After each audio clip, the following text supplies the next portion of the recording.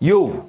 What is good? Welcome back to Josh on Point mga pare. So ngayon na pag-uusapan natin kung ano ang naidudulot ng feminism sa kababaihan.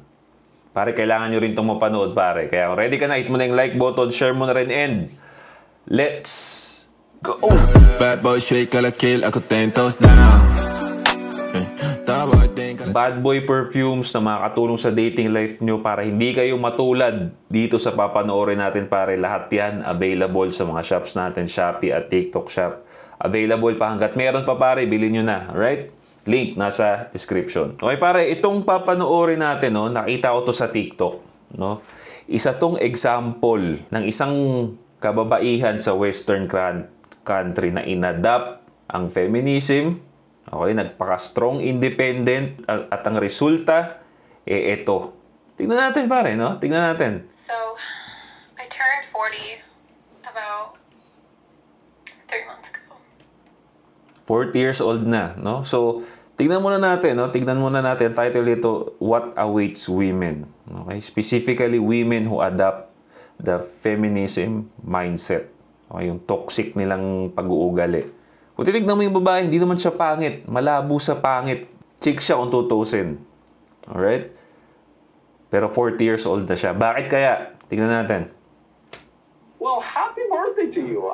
I'm sure your husband and your kids threw you a great birthday party. It was a great memory, a blessed day. And I find myself incredibly unhappy with my life. What? No. Why? I'm broke. Oh, so Okay? She's broke at 40 years old. Sa ating mga lalaki, pare. Right? Pag broke ka ng 40 years old, sino sinisisi natin madalas? Sarili natin. Right? Sa ating nga, 30 years old eh.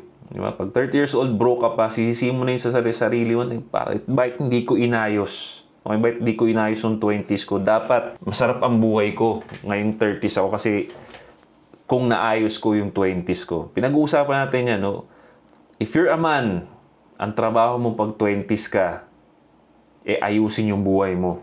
Okay? Lumayo sa gulo, lumayo sa kung anong masamang impluwensya, mag-aral, magbasa, para masarap ang buhay pag 30s. Okay? Gamitin nyo na lang akong example, pare, na sarili akong bahay, aircon yung kwarto ko, office ko lang to pare. Nandun, nakita nyo naman tong bahay ko, nire-record ko, may kotse ako, may motor ako dun sa labas. Masasabi kong okay ang buhay ko. Hindi man ako sobrang mayaman, pero okay ang buhay ko. Dahil alam ko sa sarili ko na mas inayos ko yung buhay ko pare. Okay? So yeah. Pero si girl, 40 years old. Broke daw siya. Tignan pa natin. what? Your husband doesn't provide well for you and your family? I'm single. And there it is. Ay, nako. Single at 40 years old, broke. Ito ang isa sa mga hindi sinasabi ng mga influencer na babae. Okay? Gusto kong gamitin example sa Western country because sila matagal na nilang inadapt yung feminism. Ngayon, umi-epekto na sa kanila. Okay? Ngayon pala umi-epekto because matagal yan pare. Okay? Matagal umi-epekto yung pag-adapt nila niyan. Ngayon pa lang sila, matagal-tagal silang sisingilin yan kung kailan huli na ang lahat. Malabo ng makabawi. Okay? Meron sanang lalaking magsisave sa kanya sa ganyang sitwasyon niya kung nung 20s pa lang siya, sinagot niya na yung nice guy o yung lalaking may pangarap Na-promote kasi sa mga kababaihan na to na okay lang magsaya, huwag ka magseryoso sa buhay, di ba? Don't settle for less. Puro ganun. Wala silang, madalas ko nakikita sa mga feminism, wala silang tinuturo kung paano gumanda ang buhay ng babae. Na kailangan meron ka talagang katuwang sa buhay. Yan, tinuturo ko dito yan Diba? Yes, kaya natin mabuhay ng walang babae, pero importante pa rin talaga na meron kang katuwang na babae sa buhay mo. Masarap. Sinasabi ko yan. But sa kanila, hindi Strong independent daw sila. Pero hindi nila alam yung implication nun, nasa huli na. Kung kailan matagal nang mahirapan ka nang makabawi. Like, ganyan, 40 years old ka na. Di ba? Madalas, mga 40 years old, mahirap na dahil most of the time, mga 40 years old na lalaki, kasal na rin. Di ba? So, malamang sa malamang, yung mga ganito, papayag na to ng kabit na lang. Magkaroon lang ng relationship experience, pare. Di ba? You are single into your 40s because no man was good enough for this princess, right? I have. Yeah, I agree. Because kung titignan nyo siya, chick siya. What more pa kaya nung prime niya, nung 20s siya, pare, for sure. Maraming naghahabol dito nung prime nung babae na to. But you know, pag maganda kasi yung babae, ang nasa isip niyan, to have fun lang. Okay? Alam nila maraming attention. Maraming attention sila nakukuha. Marami silang simp validation na nakukuha. So, in their mind, kaya nilang makakuha ng top 1% na lalaki. Which is, again, it's a delusional goal. So, naghintay hanggang sa tumanda na sila. Di ba? Because hindi ka nga kasi realistic yun na maghangad ka ng 1%er na lalaki. Tinuturo sa kanila kasi yan. Yan ang tinuturo sa kanila. Ang maghangad ng hindi mo kaya. Which is iba sa atin. Lagi natin sinasabi dito, pare, kailangan bumaba ka sa realidad. Kailangan tanggapin mo kung ano yung kaya mo. Di ba? Trabahuin. Kung gusto mo ng mas mataas na pangarap, trabahuin mo yun. Pero hanggat nandito ka sa, alam mo dapat yung realidad mo, ano lang yung kaya mo. Pero sa kanila, hindi. The more na delusional ka, the more na empowerment sa kanila yan. O yan tuloy. Horrible habits. Oh, I know. And the worst habit that you have, that you probably haven't even recognized yet, is an amazing ability to reject every single good man for years and decades, in your case, in favor of chads and losers. I'm so incredibly unhappy. And I'm angry. Oh, I'm sure you are, sweetheart. You're angry with yourself for your own choices in life, and you're going to take a full responsibility for them and definitely not blame others for the choices that you've made, right? Right? Hulaan ko, bro. Hindi magti-take accountability yan, for sure. May sisisiin yan. Okay? Isa pa yan sa mga tinuturo ng walang kwentang feminism na yan. Ng modern, okay? Again, modern feminism is to blame others for your failures. Wag mong akuin, sisihin mo. Mangsisi ka na lang, mas madali yun eh. Yan. Again, yung mga mindset na tinuturo nila, wala talagang magandang naidudulot sa kababaihan, no? Pero dahil empowerment ko, no, puro delusions ang tinuturo, pagdating ng realidad, hindi nila alam. Diba? While sa atin, lagi nating sinasabi dito na akuin mo, pare. Okay? Binasted ka, akuin mo yun. Tignan mo kung saan ka nagkamali. Nag-improve ka. Lagi tayong ganun. Improve. Okay? Hanggang sa nag-improve tayo nag-improve, naging milyonaryo ka na. Di ba? Nag-improve ka nag-improve, naging malupit ka tuloy. Pero mo kakatake mo ng accountability, mas nag-i-improve ka kaysa dito sa mga to eh. Wala sila accountability ngayon, akala nila perfecto na sila, kasalanan lahat ng iba. Dito nila na-realize, hindi nila na-realize yung kamalian nila or hindi nila na-realize yung pagkukulang nila eh. Kasalanan ng lahat eh. Pero yun ang lagi mong mindset. Laging kasalanan ng iba. Perfecto ako. Oh. Ngayong tinamaan ka na ng realidad, wala ka tuloy na improve, wala ka tuloy kayang i-offer. Kaya ngayon, 40 years old na siya, broke pa rin siya. Di ba? Broke pa rin siya because hindi niya alam, no, tayo pare, 20s pa lang tayo, tinuruan tayo ng realidad na puta, pag wala kang napatunayan, wala kang ipon, basura ka pare. Inangkin natin yun. Di ba? Inangkin natin yung realidad na yun. So, ano gagawin natin? Trabaho, hustle, overtime. Talaga kailangan natin yun eh. Pagsabayin yung business at trabaho. Kailangan natin to kasi pera. Di ba? Pag hindi tayo nagkaroon ng pera, walang re-respeto sa atin. Yun ang realidad nating mga lalaki. Tinanggap natin yun, okay, challenge accepted. Wala tayong ganyang problema.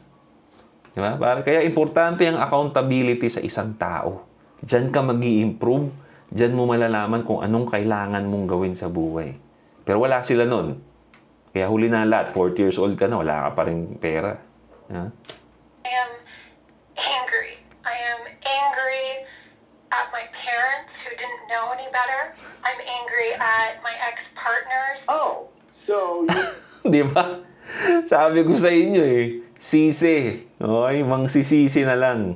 are blaming pretty much everybody else for your bad choices in life, and of course, the man that you chose. And listen, her video is like 10 minutes long, and I'm not. Okay, so yun na yun, pare. So again, ako pare, nakakalungkot, no? Nakakalungkot na sa totoo lang na may ganun, no? Hindi naman tayo demonyo na matutuwa sa nangyari sa babae na yun, di ba? Hindi tayo demonyo, pare. Meron tayong kahit papaano may awa tayo sa ganun. Pero kasi, hindi nyo kasi muna iniisip bago kayo sumali or mag-adapt ng mga mindset. Kasalanan din niya yun kasi. Diba? Adapt kayo ng promiscuity, diba? Whole face. Empowerment daw yun.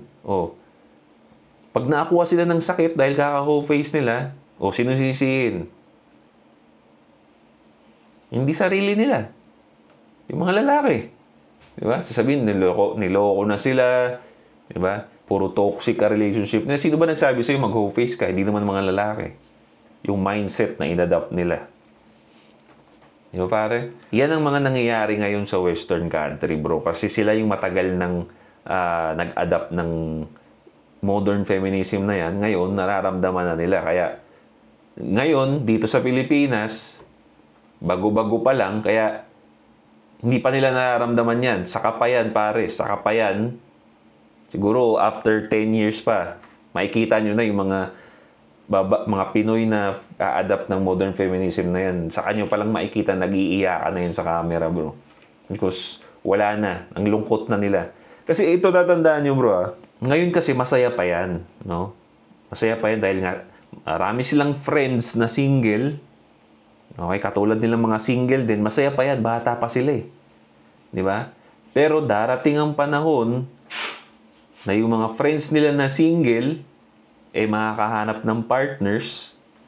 Di ba? Hindi nila mapipigilan yan. At isa-isang nawawala sa mga tropahan nila yan dahil ng mga nag-aasawa na. Yung pinaka-solid na nag-adapt ng modern feminism, mapapansin niya, pagtanda niya na, puta, mag-isa na lang ako. Nag-asawa na yung mga kasama ko rito. Sa kanila mararamdaman yung lungkot pagka wala na. Paghuli na ang lahat. Kaya sabi ko sa inyo, bro, no? Isa sa mga power natin, ng mga kalalakihan, the reality. Yung reality na yan, harsh yan sa atin, bro. Tandaan nyo, yung reality, harsh sa ating mga lalaki yan. Kupal sa atin yung reality. Pero may hatid na blessing yan, pare. Basta ma-realize mo lang talaga Yun ang sikreto. Kailangan ma-realize mo lang talaga, bro, na binabatukan ka ng realidad kasi meron kang kailangan baguhin. Akuin mo yung pagkakamali mo. Diba? On the bright side kay ate girl, dahil nga maraming simp dito sa mundo, mas maraming simp kaysa sa mga katulad nating nag-iisip, may magsisave at magsisave sa kanya. No? Yun nga lang, advantage kay girl yun. Si simp, hindi na. Feeling niya may advantage siya kasi, may chick sa oritong 40 years old, but hindi love or hindi pagmamahal ang mararamdaman ng lalaki, kundi na lang, pare, paggamit na lang. No? May resources ka kasi kaya lumapit sa iyan. Pero yung respeto, wala. Okay? So, kaya nga, iniiwas ko rin kayo sa pagiging simp, pare, because pag simp ka, no, tatanggap ka ng ng luging deal Di ba? Palugi nga lagi ang simp. Lagi kang lugi na deal dyan. Wala kang panalo dyan pag simp ka. Leave a comment down below kung ano masasabi ninyo, pare. Agree ba kayo sa sinabi ko? May i-add ba kayo sa conversation? Lagay nyo sa baba, okay? Don't forget to subscribe, hit the bell para notify ka sa mga bago nating videos. This is Josh on Point. See you next time. Boom!